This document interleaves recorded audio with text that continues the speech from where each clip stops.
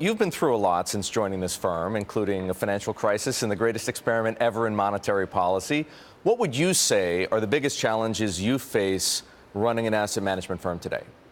I think that the challenges are frankly no different today than they are in any period. When you're a fiduciary responsible for other folks' money, performance is the primary challenge. I think it's perhaps harder today than it has been historically, given the rise of passive and the increased fee compression that's taking place. But at the end of the day, it's the need to deliver real value for clients.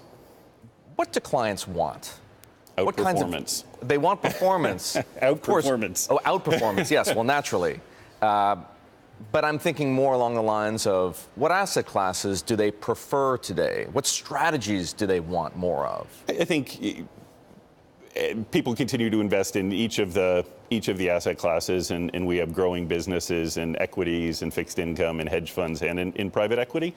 But I'd say the low rate environment that we've experienced over the course of time has certainly led to folks both taking more risk within asset classes, so more in high yield than in high grade, more in emerging markets than developed markets within fixed income, for example, as well as folks looking to newer spaces. So our alternatives business, for example, has grown faster than the traditional money management portion of the business.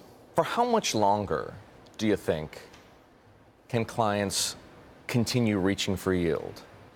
In other words, if you take it to its absurd conclusion, they won't be in investment grade any longer. They'll all be in high yield.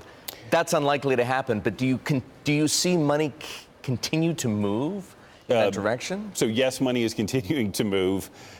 Still, many of these spaces are very small relative to the core traditional markets. And while we don't see a recession on the horizon, certainly not in the next 12 to 18 months, ultimately the business cycle will intervene, the tide will go out.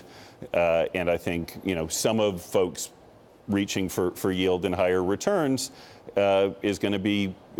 some will be well rewarded, some will prove to be difficult, and at that point, people, the business cycle will cause folks to rethink their allocations. What about hedge funds? What's the business case for hedge funds, given the disappointing returns that so many hedge fund strategies have delivered in recent years, and the distaste that a growing number of institutional investors seem to have for hedge funds? I think the case that I would make for hedge funds as an asset class starts with risk, which is clients who have been able to build thoughtfully diversified portfolios of hedge funds can end up with a portfolio that looks like fixed income levels of risk, but different risk. And so I think the case for hedge funds will be stronger in retrospect after we go through a period of rising rates and get to a place where rates are higher.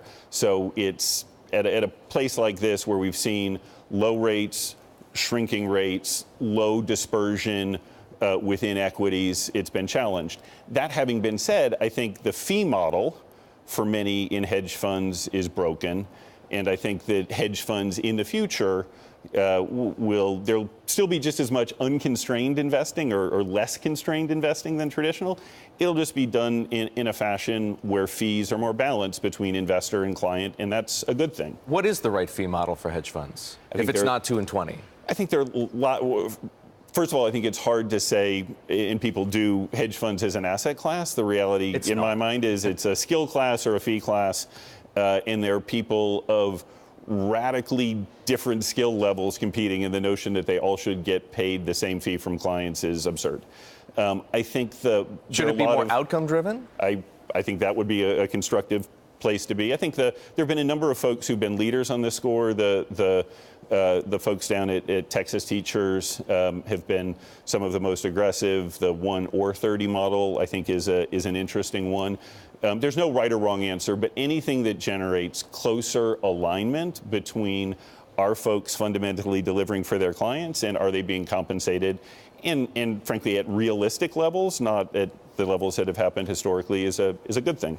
George, you mentioned the low rate environment. For at least 2 years, asset managers have been saying that low rates and the unwind of quantitative easing would hurt returns Yet the stock market, at the very least, has been on fire since the last, call it, correction in February of 2016. Sure. What are you telling clients to expect now? We continue to have a healthy, if even overweight, towards equities, grounded in real earnings growth, which we haven't seen for a while. So the earnings picture that you are reporting on each day is improving.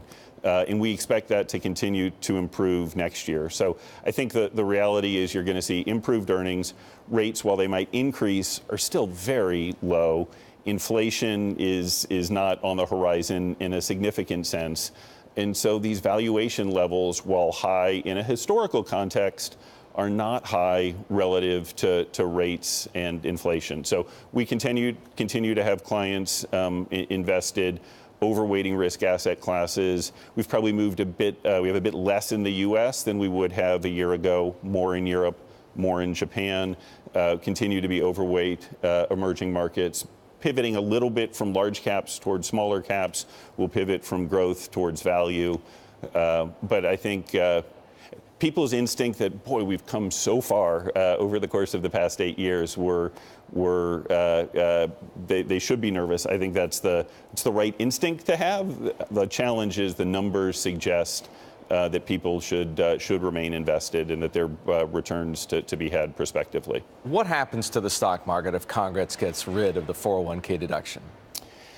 I don't know what happens to the stock market. If they absolutely got rid of it, it would be a bad thing. I care more about, in that sense, I think the rumors are if they were to constrain it, which I think would be a bad thing, they might couple that with an increase in people's ability to put money to work after tax, growing the amount that you can put to work in a Roth. I think the reality is, as a country, we have an enormous savings challenge. The 401k has been one of the best things to happen to help us address that, and any moves to reduce hardworking folks' ability to continue to set money aside for retirement, I think would be an enormous mistake in a longer-term social sense. You mentioned earlier, George, that fees are a challenge for somebody in your position. How much pricing power does Neuberger Berman have over management fees today? Zero. We work for clients. Clients are tough. Consumers are tough now. Technology is changing, and people's ability to negotiate for fees. Many of our clients are these enormous institutions who have real pricing power, and so the pricing challenges are significant and are real. I think but in a good sense, right? Ultimately, we exist to deliver for the retired teachers in the state of Texas, for example. And the fact that they're getting a bit more and Wall Street is getting a bit less, that's a good thing, not a bad thing.